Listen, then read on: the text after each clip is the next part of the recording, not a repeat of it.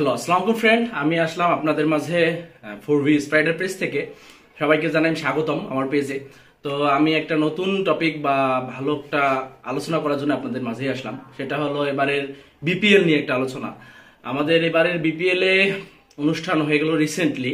তো সেই অনুষ্ঠানে আমাদের একটা ভালো কিছু উপহার দিল। অনুষ্ঠানটা ভালোই ছিল, বাট সাউন্ড এবং কনসার্টের সাউন্ডটা একটু নর্মাল ছিল, সাউন্ড কনসার্টটা। তো আমাদের সেক্ষেত্রে অবশ্যই ফোকাস দেওয়া উচিত ছিল।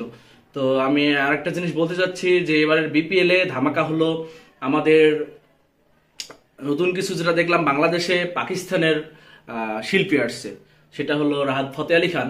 তো সেই ফতে আলী খানকে নিয়ে আসার জন্য বাংলাদেশ বিপিএল এর প্রধান ব্যয় হলো 3.5 কোটি টাকা। সেটা মোটামুটি একটা বেশ অ্যামাউন্ট। আমি বলতে যাব কেন, এই অ্যামাউন্টটার প্রধান হলো যে আমরা এর আগের বিপিএল বা তার আগে বাংলাদেশের স্বৈরশাসক যখন ছিল তখনকার বিপিএল এ তারা অনেক ভালো কিছু ট্রাই করছে, প্রথম থেকেই ভালোই হয়ে আসতেছে, কখনো খারাপ ছিল না। তো এবারের বিপিএল এ তার থেকে ভালো কিছু করার জন্য প্রথমে আমরা দেখতেছি যে রাহাত ফতে আলী খান নিয়ে আসলো এবং ভালো ভালো শিল্পী ভালো ভালো উপহার দিল আমাদের গান এবং অনেক উদযাপন করার জন্যই তারা ট্রাই করছে। রাহাত ফতে আলী খানকে নিয়ে আসতে ব্যয় যদি 3.5 কোটি হয়, তাহলে এর আমরা প্রাইজ মানিটা কি ডিসাইড করবো? প্রাইজ মানিটা আমরা ডিসাইড করতে গেলে তা তো অবশ্যই বেশি ডিসাইড করতে হবে, কারণ একটা শিল্পী নিয়ে আসতে যদি ব্যয় এত পরিমাণ হয়ে যায়, তাহলে আমাদের একটা টিমকে যদি আমরা গিফট দিতে চাই বা একটা পুরস্কার থাকে, প্রথম প্রাইজ মানি বা সেকেন্ড প্রাইজ মানি, তাহলে অবশ্যই এটা আমরা বেশি অ্যামাউন্ট বা বিগ অ্যামাউন্ট ধরতে পারি। তার প্রধান কারণ হলো যে এর আগের বিপিএল এ আমরা ফার্স্ট প্রাইজ মানি ছিল 2 কোটি টাকা, আর সেকেন্ড প্রাইজ মানি ছিল 1 কোটি টাকা। তুলনামূলকভাবে আমরা দেখতে পাচ্ছি যে first second third prize money মিলেই একটা শিল্পী আনতে ব্যয় আমাদের। তাহলে দেখা যাচ্ছে যে আমরা যদি এবারের ব্যয়টা চিন্তা করি, তাহলে যদি প্রথম ক্ষেত্রে আমরা একটা শিল্পী আনতে যদি ব্যয় করি 3.5 লাখ টাকা, তাহলে মানে 3.5 কোটি টাকা, তাহলে আমরা যদি টিমের ক্ষেত্রে চিন্তা করি, একটা টিম বরঞ্চ অনেক কস্ট আছে। একটা প্লেয়ার কেনা, 11টা প্লেয়ার কেনা, মনে করি 11টা প্লেয়ার কিনতে হয়, তারপরে তো 15টা প্লেয়ার আছে, 15টা প্লেয়ার একটা টিম। তো 15টা প্লেয়ারের টিমের পেছনে ব্যয় এবং সবকিছু মিলায় তো দেখা যাচ্ছে যে অ্যামাউন্টটা এর আগের তুলনায় এবার বেশি হবে। তার কারণ বিপিএল এর প্রধান উদযাপনের যেটা ছিল কনসার্টের ব্যয়, পুরোপুরি ব্যয়টা তো আমি ওই হিসেবে জানি না। তো যতটুকু জানি যে একটা শিল্পীর ব্যয় যদি 3.5 কোটি টাকা হয়, তাহলে তো অবশ্যই তার ব্যয় বেশি অ্যামাউন্টই ছিল।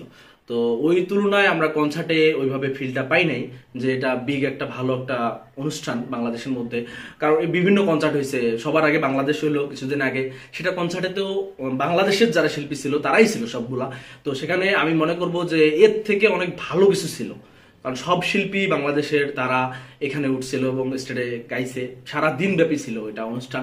তো বাংলাদেশের মধ্যে একটা বিগ চেঞ্জ বলতে পারি আমি, কারণ সবার আগে বাংলাদেশ অনুষ্ঠানে সব থেকে ভালো ছিল অনুষ্ঠানটা বাংলাদেশের। তো তার থেকে আমি তুলনামূলকভাবে ধরবো এটা একটু ভালো, কারণ এখানে ব্যয়টা তুলনামূলকভাবে অনেক বেশি। বাংলাদেশের ওই অনুষ্ঠানের থেকে এই অনুষ্ঠানের ব্যয়টা অনেক বেশি, সেই তুলনায় অনুষ্ঠানটা এত সুন্দর ছিল না আমার ক্ষেত্রে মনে হয়। তো অন্যান্য ক্ষেত্রে সবার ক্ষেত্রে তো এক হবে না যদিও। আর বিপিএল এর এবারে টিমে দেখা যাচ্ছে যে কিছু কিছু টিম মেম্বার আছে যাদেরকে আমরা এখনো চিনি না, আন্ডার 19 এর প্লেয়ার এখনো ওই টিমে আসছে, তার নাম আমরা এর আগে শুনি নাই, নতুন ভাবে শুনতেছি। জানি না তাদের খেলা কিরকম হবে, বাট আমি আশা করি যে ভালো হবে জন্যই টিমে তারা আছে। এখন এতটুকু চিন্তা করা যায় যে এর আগের যদি প্রাইজ মানি আমরা ধরি যে 2 কোটি, আর সেকেন্ড প্রাইজ মানি যদি 1 কোটি হয়, তাহলে তো এবারের প্রাইজ মানি তুলনামূলকভাবে বেশি হবে। তো আমরা সবাই দৃঢ় আগ্রহে থাকবো যে এবারের বিপিএলটা মনে হয় অনেক সুন্দর হতে যাচ্ছে। তো আমার তরফ থেকে এটাই বলার যে আপনারা বিপিএল সম্পর্কে উত্তেজিত না হয়ে আপনারা এখন ধৈর্য ধরেন এবং বিপিএল এর কনসার্টে কিরকম হয় বা বিপিএলটা কিরকম ভাবে উদযাপন হয় আপনারা ধীরে সুস্থে আগে দেখেন, তারপর মন্তব্য করাটা বেটার।